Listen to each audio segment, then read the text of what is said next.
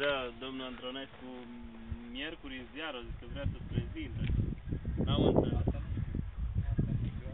Mă freca la cap ca omul, nu mă muiere mai vrei, mai bate atâta în gură. Nu, mă, că merem și la muier, dar acum n-avem de... Acolo nu-i mai frică lui Daniel că vibrează, sau că vibrează câte sare și de zid. Da, acolo eu fac vibrațiile, nu tu. Acolo eu sunt la care... Hai că e bine așa, nu? Florine, e bine așa cu Da.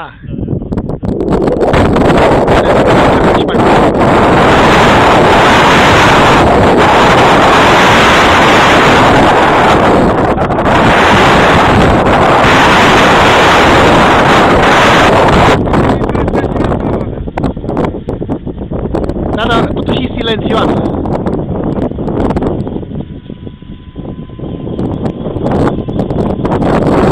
Excelent.